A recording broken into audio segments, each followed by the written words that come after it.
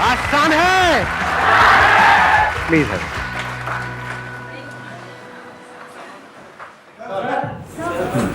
उनको देना mic. Thank you so much sir.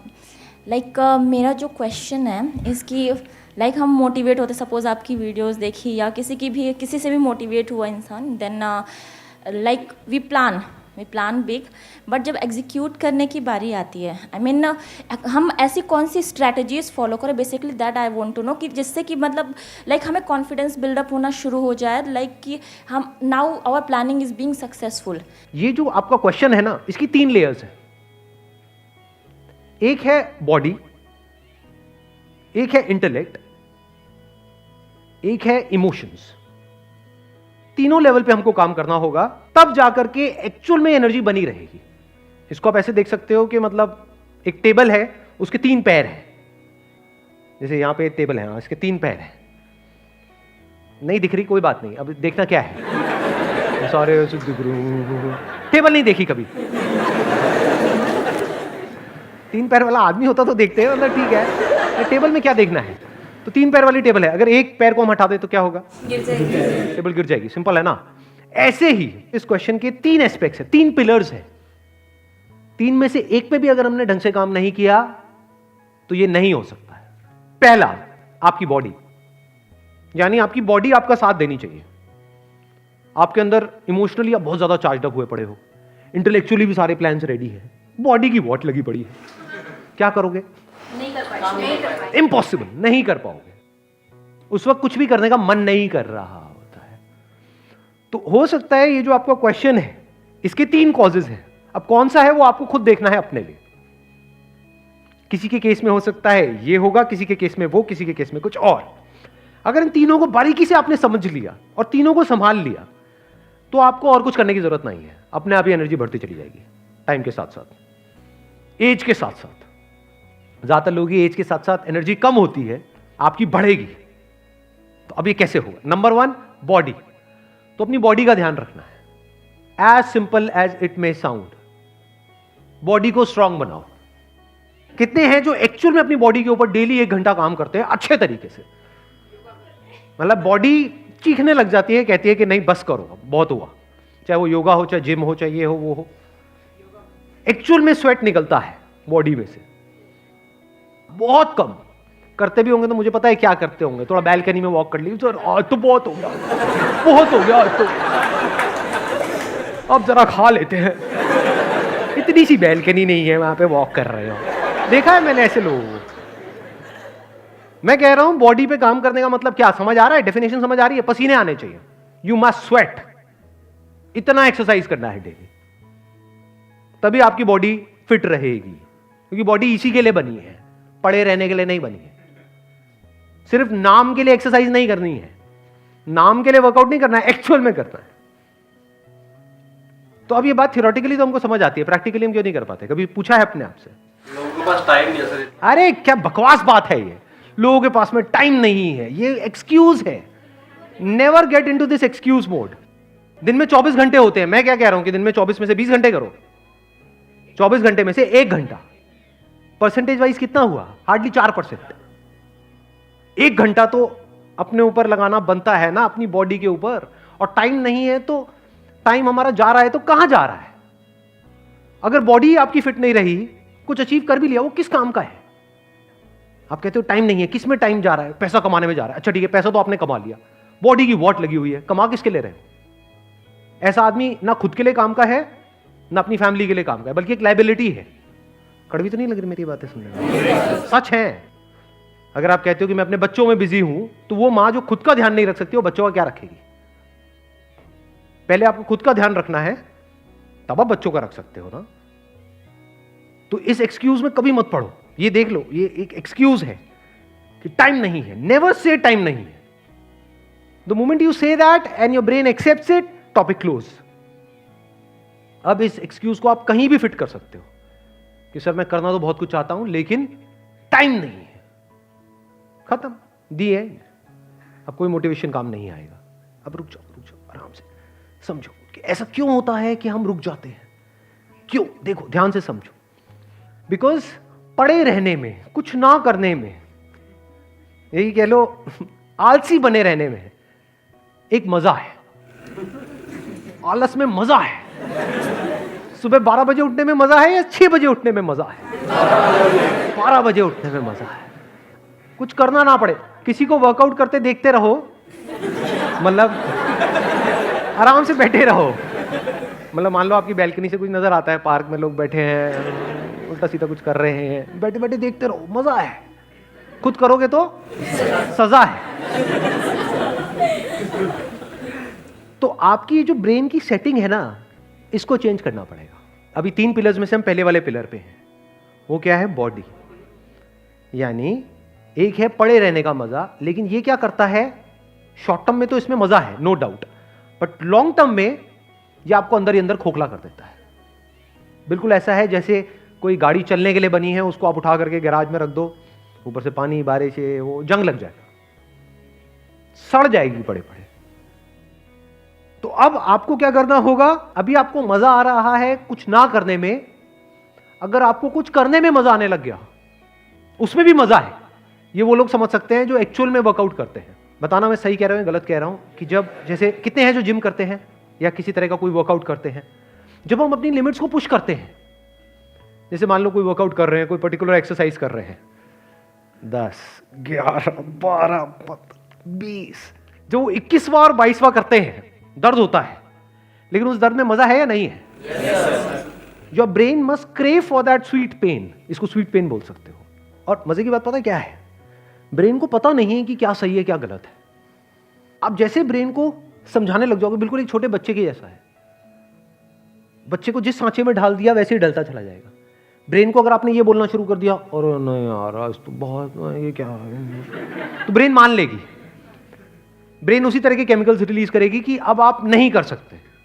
But अगर ब्रेन को आपने 1-2 हफ्ते तक झूठ बोला, ब्रेन को आपने बड़े प्यार से बेवकूफ बनाया, लड़ना नहीं है ब्रेन से, ब्रेन को बड़े प्यार से बोला कि देख बेटा ये जो पड़ा हुआ है ना, तो इसमें कुछ नहीं है, सोच तू वहां जाएगा, तेरे को कुछ स्वीट पेन मिलेगा, उसके बाद में बॉडी में एक स्ट्रेंथ होगी, जब स्ट्रेंथ होगी तो चल भी रहा होगा, तो उसमें एक मजा होगा।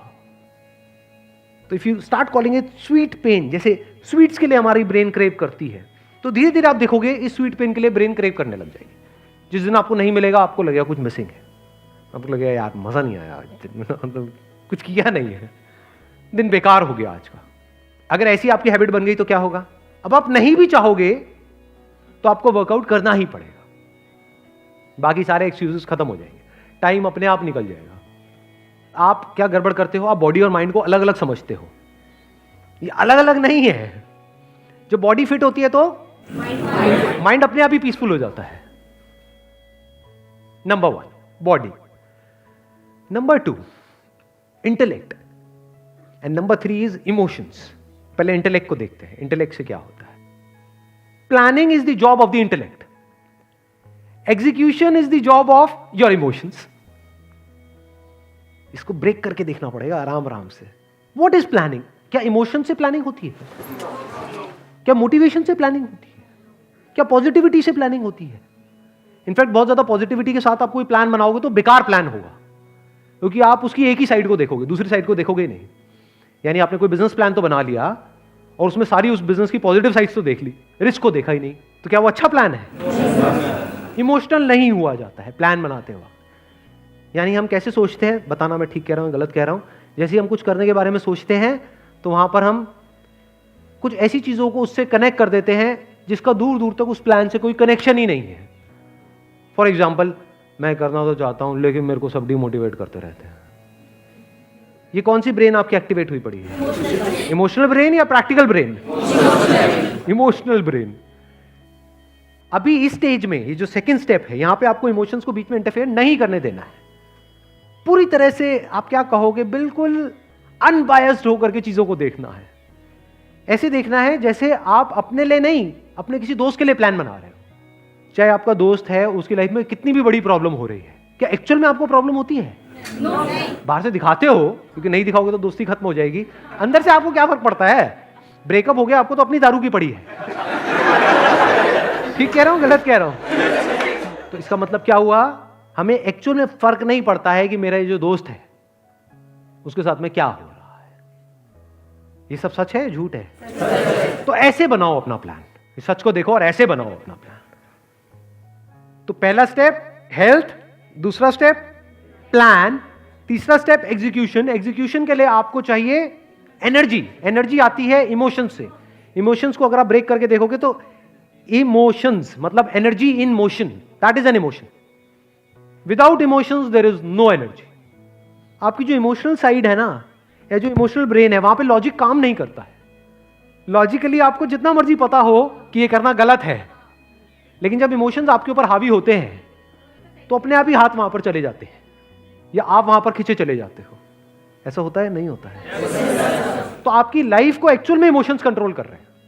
इमोशंस बेसिकली क्या है, अगर सिंपल वे में देखा जाए, ब्रेन में कुछ केमिकल्स रिलीज होते हैं कुछ करके, जिसमें आपको अच्छा फील होता है। तो these emotions have got a biological basis. इसकी जो फाउंडेशन है वो बायोलॉजी है, इसलिए इतने स्ट्रांग है। इमोशंस को इससे फर्क नहीं पड़ता है कि आपका प्लान क्या है, आपका गोल क्या है, आप क्या चाहते हो। इमोशंस को जो करना है वो करेंगे। कैसे करते हैं? जैसी आदतें पड़ी होती है, on the basis of like and dislike. मुझे क्या पसंद है, क्या नहीं है। अभी पसंद क्यों है? क्योंकि वो करने से कुछ अंदर रिलीज होता है, वो पसंद है। कोई भी बंदे को किसी भी तरह का एडिक्शन है, वो क्यों है? क्या उस चीज से एडिक्शन है? क्या दारू से एडिक्शन है? क्या नशे से एडिक्शन है? ना, उसकी वजह से जो अंदर होता है उससे एडिक्शन है।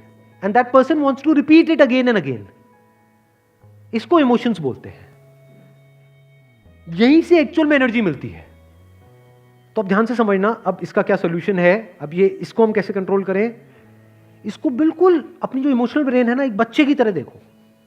छोटा सा बच्चा जिसको कुछ नहीं समझ आता है। Logic comes from more and more of knowledge. Without knowledge there is no logic in life. बच्चों की लाइफ में लॉजिक कहां होता है? कुछ भी तोड़ना है तो तोड़ ही देते हैं ना। हाँ। वो करते वही है जो उनको करना है। कुछ देर के लिए डर करके बाहर से आपको दिखा देंगे कि नहीं हम आपकी बात मान रहे हैं, अंदर उनके कुछ और ही चल रहा होता है। ऐसी आपकी इमोशनल ब्रेन है, वो करेगी वही जो उसको करना है। तो वहां से कब छूट पाओगे, कब निकल पाओगे? जब कुछ और करो जिसमें उससे ज्यादा मजा आए। अब ये मजा कैसे आता है? ये कहानियां हैं जो आप अपने आप को सुनाते रहते हो सुबह से रात तक। इमोशंस और क्या है? कहानियां ही तो हैं। तो अपने आप को एक नई कहानी सुना दो, बच्चे को एक नई कहानी सुना दो। कभी ऑब्जर्व किया है बच्चों को कहानी के थ्रू कंट्रोल करना कितना आसान है? लॉजिक से कंट्रोल किया जा सकता है ना। और ऐसे ही हम कंट्रोल करते हैं जाने अनजाने बच्चों को कि बेटे वो वहां से बाबा आएगा, लंबी दाढ़ी वाला बाबा। कहाँ है वो बाबा? किसने देखा है? तो बच्चा वो कहानी को सच मान लेता है और बच्चा फिर उस गेट से बाहर नहीं जाता है। तो आपको क्या करना है? इस इमोशनल ब्रेन को जो बिल्कुल एक बच्चे की तरह है, उसको एक नई कहानी सुनानी है जो अभी आपकी एग्जिस्टिंग कहानी है उससे बिल्कुल अलग है। कि बेटे ये देख, तू ये जो कर रहा है ना, तू कर ले, कोई बात नहीं, लड़ना नहीं है बिल्कुल भी। The moment you start fighting with your emotional brain, तो वो आपकी धज्जियां उड़ा देंगे।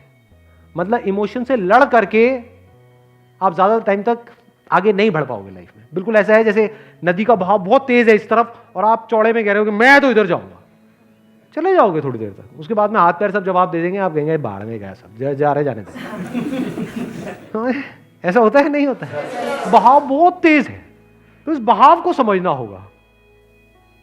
तो अब ध्यान से समझो, अगर आप अलग तरह की कहानियां सुनाने लग जाओ अपने आप को, और वो कहानी में क्या होना चाहिए?